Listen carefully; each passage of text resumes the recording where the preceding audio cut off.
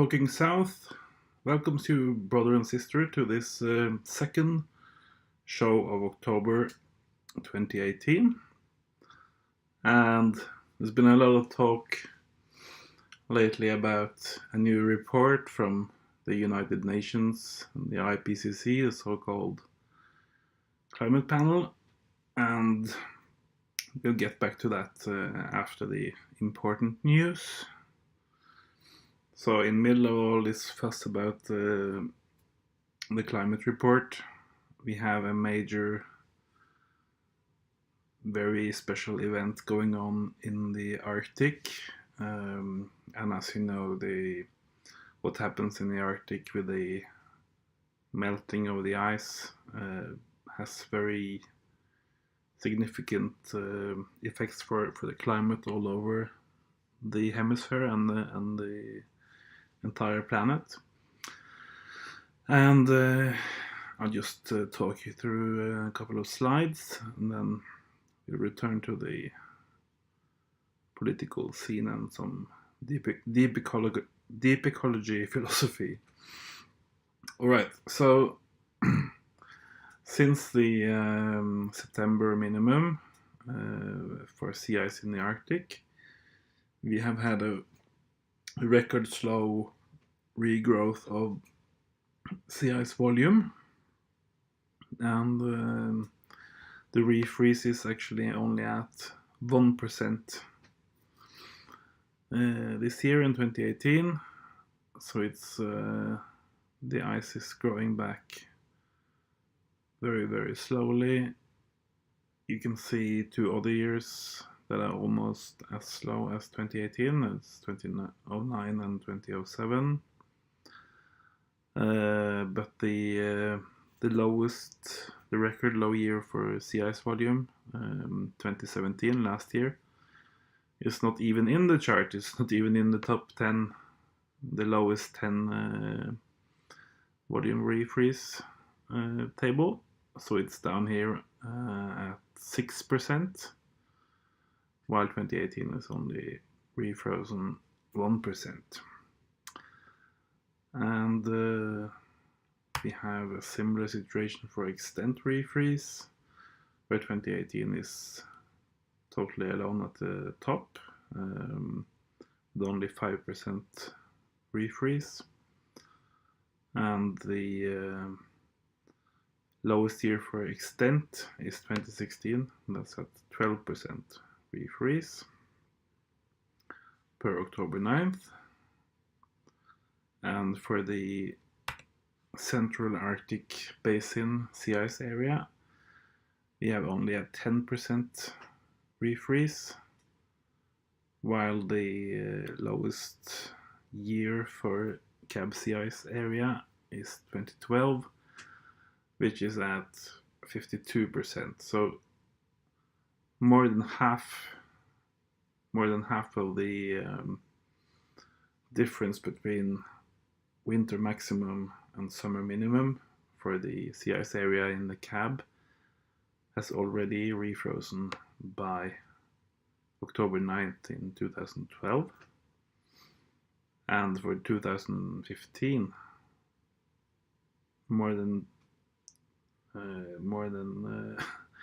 3/4, 77%, has already come back just in a little under a month since the summer minimum. And in this slide we have the annual average extent and the massive slow refreeze event I'm talking about in the Arctic. It's maybe best pictured in this graph, because some of you remember that last week I talked about this 2018 graph maybe ending the year somewhere around here, in the second lowest place, with 2017 on the third lowest, and the red graph 2016 record low. And I also said that the only exciting battle would be between the yellow and the red graph, 2018 and 2016. And you can see now that my app has already produced a warning that tomorrow, already on October 11th, the 2018 annual average extent will likely be lower than the 2016, which is which at the end of the year is the lowest year for extent. So you get this kind of huge plunge in the average extent graph, like in 2016 and also now in 2018 in October, because just after the minimum in September there is so much heat still stored in the sea surface and in the Arctic Ocean from insolation from the sun heating up the ice-free areas, the blue ocean, and when you come out in October, most other years they have a refreeze which is pretty rapid because the days are getting much shorter and basically winter is returning. So that's sort of what used to be the normal, but then you have some years, like a couple of years in the record, like 2016 and 2018, that just don't play by the rule, and so they continue in a pretty flatlining graph for the daily extent, while the previous years go up quite steeply, and that makes the annual average graph take a nosedive like this. And it is to do with natural variation from year to year, and some with the weather. But in general, we are getting warmer and warmer Arctic Ocean for every year, and so it's not really that surprising that the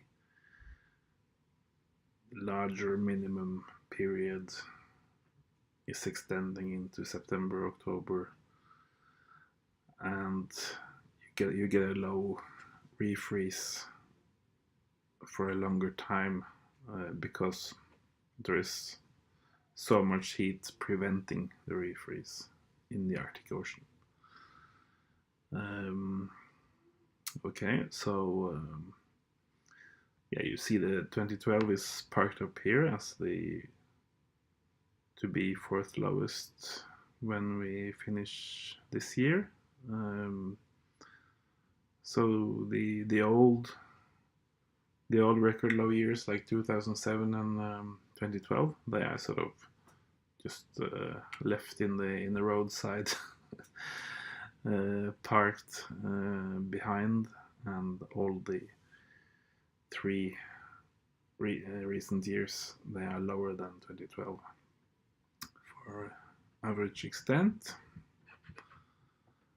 And as I also mentioned last week, this 2016 nosedive into uncharted waters was followed by a similar nosedive for average volume. So average volume followed like 3 months later into the lowest we had ever been in January 2017. So there is a real possibility that this massive extent event going on right now in the Arctic will be followed by volume doing the same thing, and we may have for the next year, because we are so late in this year, we may have for the next year, 2019, another lowest year on record for sea ice volume.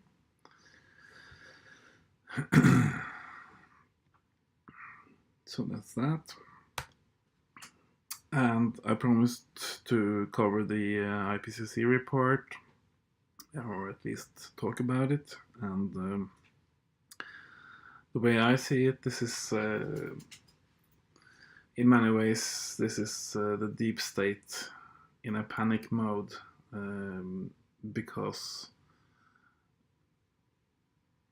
many smart people have already said a lot of good things about how the report is weak scientifically, and it's underplaying the danger and the risk and the speed of climate change. And I think so that's sort of the how they got it wrong. It's been covered by Professor Wadhams and other people, but I'll try to go into a bit of why they got it wrong, and call me disillusioned or whatever you want, but I tend to think that, 30 years after the climate panel was created, I tend to think that they're not just making casual, stupid mistakes over and over again for 30 years. There's something else going on than, people working for the panel getting it wrong all the time. I don't believe that anymore. I'm sorry. So the deep state wants to keep running this sort of society because of all the benefits for the elite, and so they don't want to put regular people in a panic mode, because they want people like you and I to keep doing our thing and keep paying our taxes to them, so they can continue their party at the top of civilization. And I must say, I'm also a bit disappointed by even great writers from the environmental movement, like James Lovelock, who authored the Gaia theory, the book about the Gaia theory. And he's sort of on the same track as the climate panel and the UN. Lovelock wants to build like 100 new nuclear power stations every year for the foreseeable future, in order to not to save the planet, but in order to save civilization. So Lovelock wants to save global industrial civilization for whatever it takes, and placing that many 100 new nuclear power stations all around the globe every year. That's sort of his solution in ironic quotes. And we now see the IPCC and the deep state behind it, and the big oil that wants to sell oil for as many decades as even possible, trying to sugar the pill and play down the severity of the climate crisis, and basically just keep the wheels going, for whatever time it's possible. So when it comes to saving the biosphere versus saving the human industrial civilization, I come from a different way of thinking. than James Lovelock and the climate panel.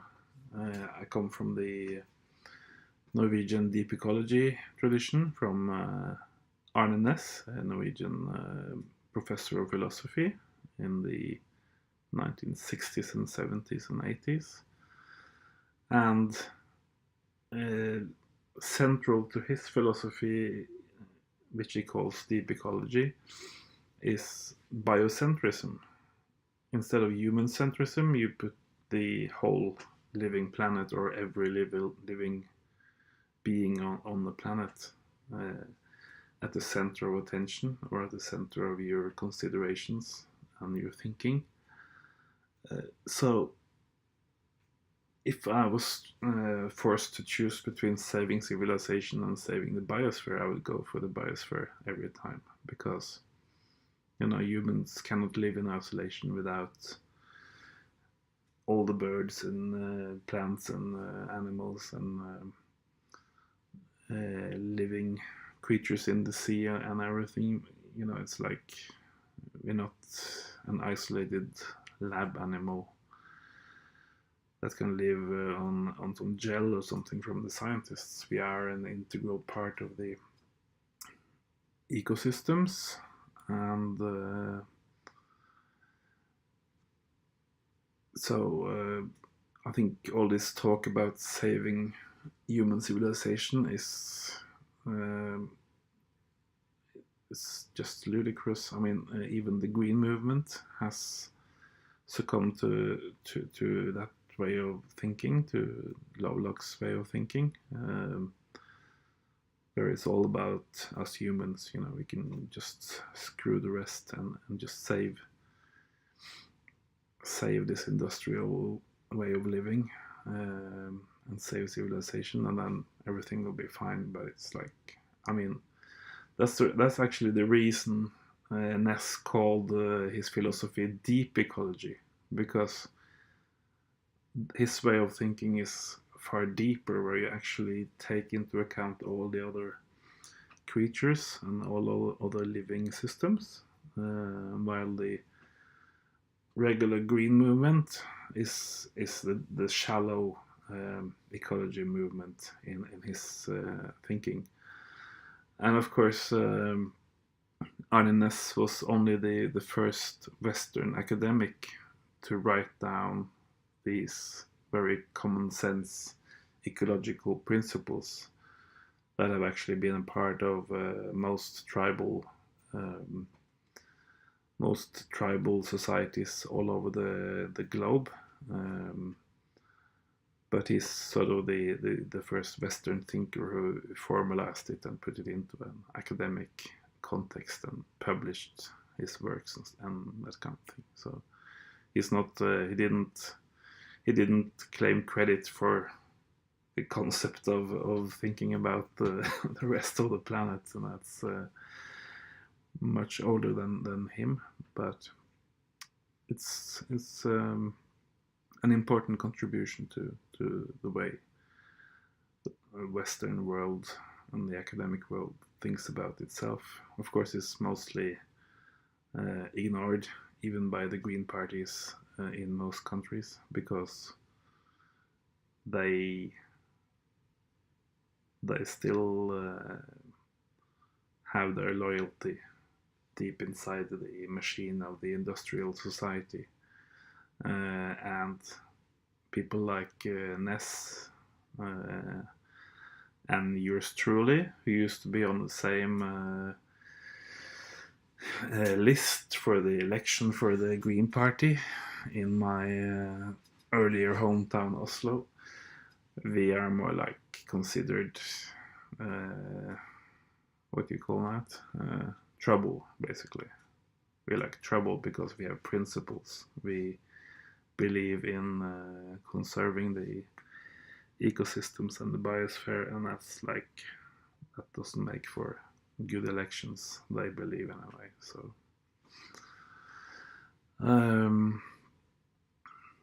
yeah, so I've covered most of that. Yeah, to sum up my view about the climate panel and their new report and what they want to do. I think they're just playing the old delaying game, just delaying the inevitable collapse of human civilization, and in order to keep the profit stream coming in for like, I think they're talking about 12 more years now. So it used to be 10 years back in 1989, but now they say we have 12 more years to to figure out our shit. So yeah, it's just, it's just bullshit. I think the best thing in a deep ecology, ecocentric, biocentric way of thinking would be for collapse to happen as swiftly as possible, as soon as possible, for global industrial civilization, in order to stop all the pollution, stop all the toxic flows from factories and toothpaste and whatever stupid thing humans are doing. And I think climate change has wrongly been termed as a problem, while all the time civilization has been the problem, and climate change is the solution. So please subscribe to my channel and tell me what you think about these perspectives in the comments below. Okay, bye.